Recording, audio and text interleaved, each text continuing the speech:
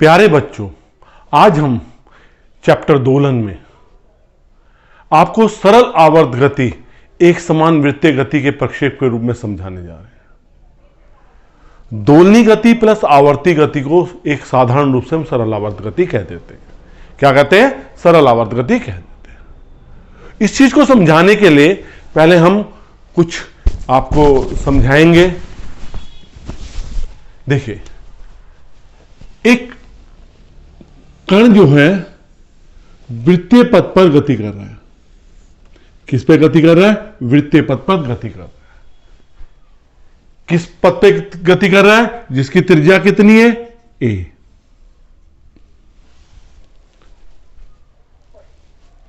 एक समान चाल से किसके चारों ओर? केंद्र बिंदु O के चारों ओर a त्रिज्या के क्या कर रहा है? वृत्तीय पथ पर गति कर रहा है। ठीक। माना किसी क्षण कण किस पे है? P बिंदु पे। इसे मिला दिया, ये आपका P बिंदु है। ठीक। कितना कोण बना रहा है? थीटा कोण बना रहा है। जब ये कण वृत्तीय पथ पर गति करते हुए P बिंदु पे पहुंचता है, किस पे पहुंचता है? P बिंदु पे पहुंचता है, तो इसके लंब के पाद मतलब फुट ऑफ परपेंडिकुलर कहां पे होता है? N बिंदु पे होता है। लंब के पाद कहां पे पहुंचते हैं? लंब का पाद बिंदु N पर होता है। यह कण वृत्तीय गति करते हुए जब Y पे पहुंचता है तो इसके लंब के पाद N से Y पे पहुंच जाते हैं। जब यह कण वृत्तीय गति करते हुए Y से X' पे पहुंचता है तो इसके लंब के पाद Y से O पर आ जाते हैं। जब यह कण गति करते हुए Y' पे पहुंचता है तो इसके लंब के पाद O से Y' पे आ जाते हैं। जब एक कण वृत्तीय गति करते हुए कहां पे पहुंचता है? X पे पहुंचता है, तो लंब के पाद Y' से किस पे आ जाते हैं? O पर आ जाते हैं। इसका मतलब जब कण वृत्तीय पथ की परिधि पर गति करने लग रहा है तो उसके लंब के पाद Y और Y' के बीच में होते हैं। जब P बिंदु पे थे, जब कण P बिंदु पे था तो उसका लंब का पाद कहां पे था? N बिंदु पर था। जब कण Y पे पहुंचा तो ये लंब का पाद N से कहां पहुंच गया? Y पे पहुंच गया। जब ये कण Y से X' पे आया तो लंब का पाद Y से O पर आ गया। जब ये लंब का पाद X' से Y' पे आया तो लंब का पाद O से Y' पे आ गया। जब ये लंब का पाद Y' से X पे पहुंचा, जब कण Y' से X पे पहुंचा तो ये लंब का पाद Y' से किस पे आ गया? O पर आ गया। तो इसका मतलब लंब का पाद O बिंदु के इधर उधर मतलब ऊपर नीचे गति करने लग रहा है। तो इसका मतलब ये रेखीय गति कैसी है? सरल आवर्त गति है। कैसी है? जब किसी हमने दोलनी प्लस आवर्ती गति बताई थी, वो क्या होती है? किसी बिंदु के इधर उधर अपने पथ को दोहरा रहा है। तो ये ऊपर जा रहा है लंब का पाद, फिर नीचे आ रहा है, फिर नीचे जा रहा है, फिर ऊपर जा रहा है। तो यही गति जो हुई ये क्या होगी? सरल आवर्त गति होगी। तो जब कोई कण, ध्यान से सुना, जब कोई कण किसी वृत्त की परिधि पर एक समान चाल से चल रहा है, तो कण से वृत्त के व्यास पर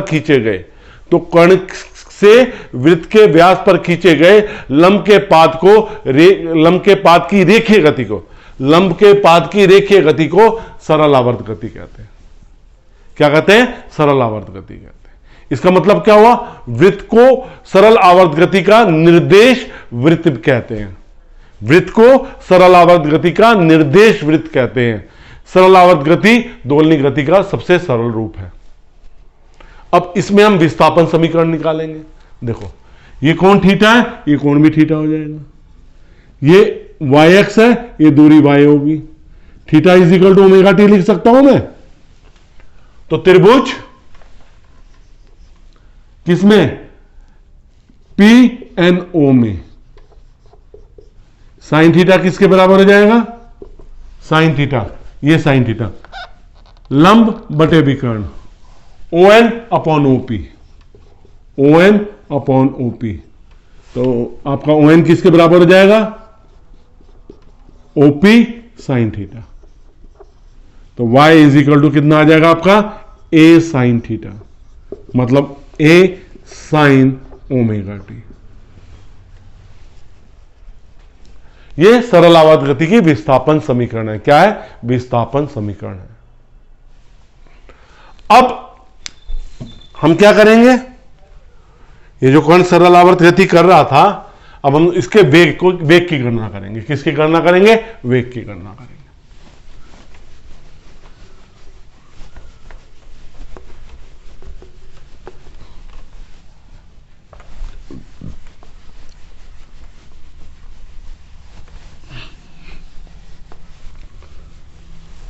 हमारी हेडिंग क्या आएगी? सरल आवर्त गति में वेग। सरल आवर्त गति में वेग। फिर हम कोई वृत्तीय पथ बनाएंगे। एक कण एक समान चाल से वृत्तीय पथ पर घूम रहा है।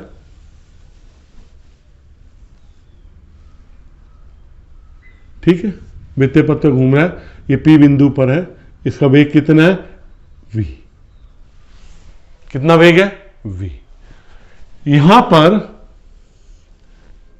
ये एंगल थीटा है, तो ये वाला एंगल भी थीटा हो जाएगा।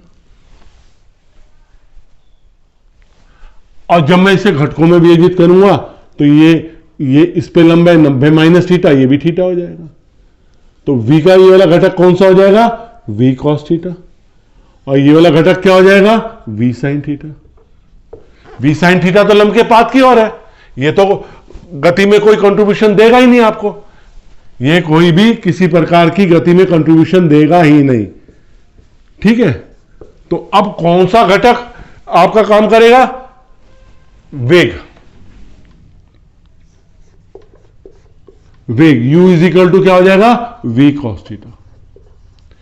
एक कण v वेग से वृत्तीय पथ पर गति कर रहा है, जिसकी त्रिज्या कितनी है? a है। कितनी त्रिज्या है इसकी? a त्रिज्या है। v वेग से गति करने लग रहा है, तो v को घटकों में जब वियोजित करा तो v sin थीटा लंब के पात की ओर आ गया और v cos थीटा क्या हो गया? ऊपर की ओर हो गया। तो सरल आवर्त गति में वही घटक काम करते हैं जो ऊपर की ओर होते हैं, जो ऊपर की ओर कार्य करते हैं। तो ये v cos थीटा ऊपर की ओर कार्य कर रहा है, तो ये आपको वेग प्रदान कर रहा है। क्या कर रहा है? वेग प्रदान कर रहा है। तो अब u कितना हो गया? v cos थीटा को मैं कैसे लिख सकता हूं? Under root cos square theta. v cos square theta को क्या लिख सकता हूं मैं? 1 माइनस साइन स्क्वायर थीटा। अभी मैंने एक समीकरण निकाली थी, मेरे पास समीकरण है y is equal to a sine theta. तो मैं साइन थीटा को यहां पे क्या लिख सकता हूं? y upon a। तो ये क्या हो जाएगा? 1 माइनस y अपॉन a का whole square. v is equal to, और मैं एक चीज और लिख सकता हूं, मेरे पास यहां पे v is equal to a omega है। v इस रिलेशन को जानते हैं, ओमेगा कोणीय वेग है। a omega under root a square minus y square upon a square. तो u is equal to a omega upon a under root a square minus y square. तो u इज इक्वल टू कितना हो जाएगा? Omega under root a square minus y square. ये आपका वेग आ गया। क्या आ गया? आपका वेग आ गया। अब u अधिकतम कब होगा? मैक्सिमम, मतलब अधिकतम कब होगा? u मैक्सिमम कब होगा? जब y क्या होगा? 0। तो u मैक्सिमम कितना हो गया आपके पास? a omega under root a square, sorry omega a square minus 0 square. तो u मैक्सिमम क्या आ गया आपके पास? a omega. आपका वेग शून्य कब होगा? जब y किसके बराबर होगा? a के बराबर होगा। तो u कितना हो जाएगा? Omega under root a square minus a square is equal to 0। तो साम्य स्थिति पर वेग अधिकतम होगा और अधिकतम विस्थापन स्थिति पर वेग क्या होगा? शून्य होगा। साम्य स्थिति पर वेग क्या होगा? अधिकतम होगा, और अधिकतम विस्थापन स्थिति में वेग क्या होगा? शून्य होगा। अब हम एक और इससे कंसर्न एक और डेरिवेशन करने जा रहे हैं, वो है सरल आवर्त गति में त्वरण। सरल आवर्त गति में त्वरण जानते हो वेग परिवर्तन की दर को क्या कहते हैं बेटे? त्वरण कहते हैं। हमारे वेग परिवर्तन की दर क्या कहलाती है? त्वरण कहलाती है।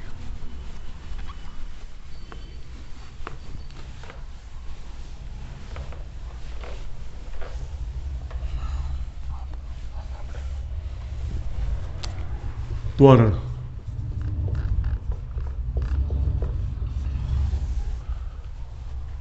हमारा एक कण वृत्तीय पथ पर एक समान चाल से गति कर रहा है, वो P बिंदु पे। जब कोई कण वृत्तीय पथ पर गति करता है, इसकी त्रिज्या कितनी है? A है। केंद्र बिंदु O, X, X dash, Y, Y dash. तो इसका अभिकेंद्र बल किसकी तरफ काम करता है? केंद्र की ओर काम करता है। अभिकेंद्र त्वरण किसकी तरह काम करता है? केंद्र की ओर काम करता है। ये कोण कितना है? थीटा। तो ये कोण भी थीटा हो गया। तो यहां पे घटक क्या हो जाएगा? वी स्क्वायर अपॉन ए का v square upon a cos theta, और यहां पे इसका घटक क्या आ जाएगा? वी स्क्वायर अपॉन ए साइन थीटा। मैंने अभी आपको बताया था वही घटक काम करता है जो वाई वाई डैश के समानांतर होता है और ऊपर की ओर कार्य करता है। यहां पे v square a upon cos theta त्वरण में कोई कंट्रीब्यूट नहीं कर रहा है, गति में कोई कंट्रीब्यूट नहीं कर रहा है, तो वी स्क्वायर अपॉन ए साइन थीटा कंट्रीब्यूट कर रहा है। तो परंतु ये नीचे की ओर कार्य कर रहा है, इसे कैसे कार्य करना चाहिए? ऊपर की ओर कार्य करना चाहिए। तो जो त्वरण हमारा होगा वो त्वरण अल्फा किसके बराबर होगा? Alpha is equal to minus we square upon A sine theta. अच्छा जी, तो हम जानते हैं y इज इक्वल टू क्या होता है? ए साइन थीटा होता है। तो sine theta is equal to क्या हो गया बेटा आपके पास? y अपॉन ए। भाई मैं सीधा सीधा ये बता रहा हूं, वो घटक हमने वेग में भी देखा था, जो घटक y y डैश के समानांतर है और ऊपर की ओर कार्य करने लग रहे हैं, वो सरल आवर्त गति में कंट्रीब्यूट करते हैं। लेकिन ये कैसे काम कर रहा है? V square upon sine theta नीचे की ओर कार्य कर रहा है। इसको ऊपर की ओर ले जाएंगे, सदिश राशि है तो नेगेटिव हो जाएगा, ऋणात्मक सदिश हो जाएगा। तो इसलिए जो त्वरण काम कर रहा है वो minus we square upon A sine theta काम कर रहा है। y is equal to A sine theta है, तो sine theta is equal to Y upon A. समीकरण एक से अल्फा इज इक्वल टू क्या हो गया? Minus we square upon A sine theta का मान क्या हो गया? y upon a. Alpha is equal to minus we square upon a square y. तो अल्फा इज इक्वल टू क्या आ गया? माइनस ओमेगा स्क्वायर वाई, क्योंकि v इज इक्वल टू क्या होता है? A omega. तो v अपॉन ए किसके बराबर हो जाएगा? ओमेगा के बराबर। तो यह समीकरण आ गई हमारी दूसरी समीकरण। अल्फा अधिकतम कब होगा, मतलब मैक्सिमम कब होगा, जिसे अधिकतम कहते हैं। अल्फा अधिकतम होगा जब y किसके बराबर हो जाएगा?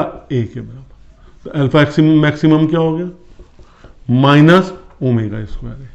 अल्फा शून्य कब होगा? जब y क्या होगा? शून्य, मतलब माध्य स्थिति में त्वरण क्या होगा? शून्य हो जाएगा।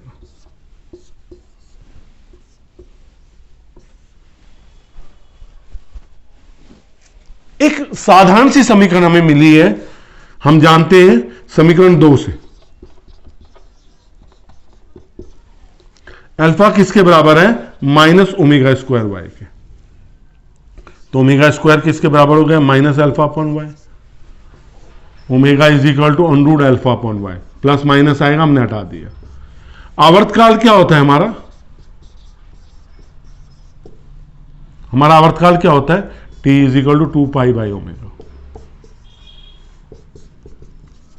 2 pi under root y upon alpha.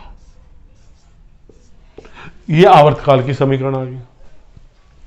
दूसरी चीज जो सबसे इंपॉर्टेंट चीज है हमारे पास, alpha is equal to minus omega square Y है। ओमेगा नियतांक है, तो अल्फा अनुकर्मानुपाती किसके हो गया? माइनस वाई के। ये सरल आवर्त गति की मेन कंडीशन है, हार्ट है। अगर कोई हमने समीकरण को या कोई गति को सरल आवर्त गति बताना है तो हमें इसमें सिद्ध करना पड़ेगा कि उसमें कार्यकारी त्वरण विस्थापन के अनुक्रमानुपाती है और विपरीत दिशा में।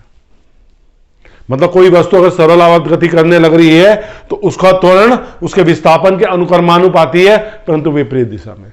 यह सरल आवर्त गति का प्रतिबंध है। तो अब हम इतना बात कर चुके सरल आवर्त गति, सरल आवर्त गति, सरल आवर्त गति। तो सरल आवर्त गति है क्या? जब कोई पिंड, सरल आवर्त गति समझिए, जब कोई पिंड अपनी माध्य स्थिति के दोनों ओर सरल रेखा में दोलनी गति करता है तो वो गति क्या कहलाती है? सरल आवर्त गति कहलाती है। जब कोई कण अपनी माध्य स्थिति में दोनों ओर सरल रेखा में दोलनी गति करता है तो वो गति क्या कहलाती है? सरल आवर्त गति कहलाती है। तो सरल आवर्त गति के लिए हमने क्या बताया? जो वस्तु सरल आवर्त गति कर रही है तो उसमें क्या होगा? उसमें कार्यकारी त्वरण ऑब्लिक बल, त्वरण बल से ही हमेशा उत्पन्न होता है, त्वरण बल के बिना नहीं कार्य करता। बल क्या होगा? विस्थापन के अनुक्रमानुपाती होगा, परंतु विपरीत दिशा में होगा। तो सरल आवर्त गति की शर्तें सुनिए। पहली चीज, कण की गति एक स्थिर बिंदु मतलब साम्य स्थिति के इधर उधर होनी चाहिए।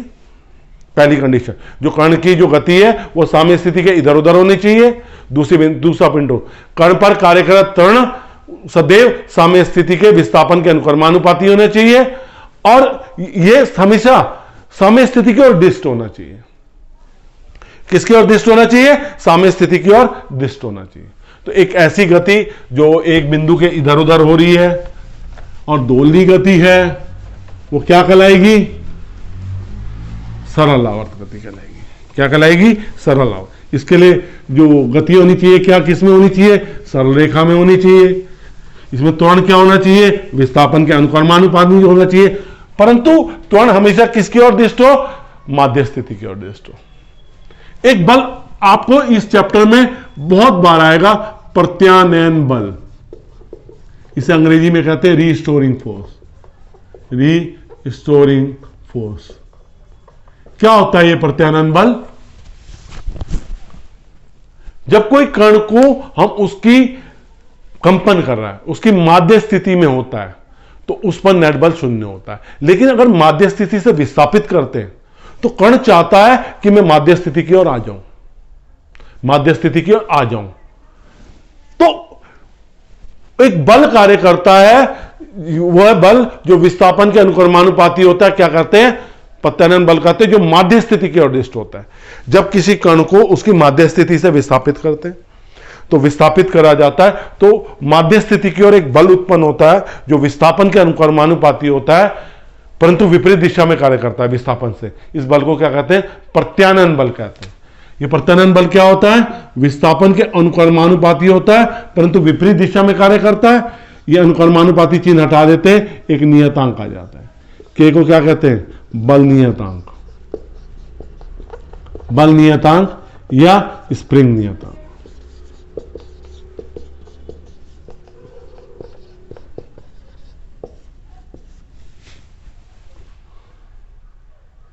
ऋणात्मक चिन्ह क्या बताता है? कि बल विस्थापन के विपरीत दिशा में, सॉरी एक्स, हमने एक्स लिया है तो एक्स ले लेंगे। बल क्या है? विस्थापन की दिशा में।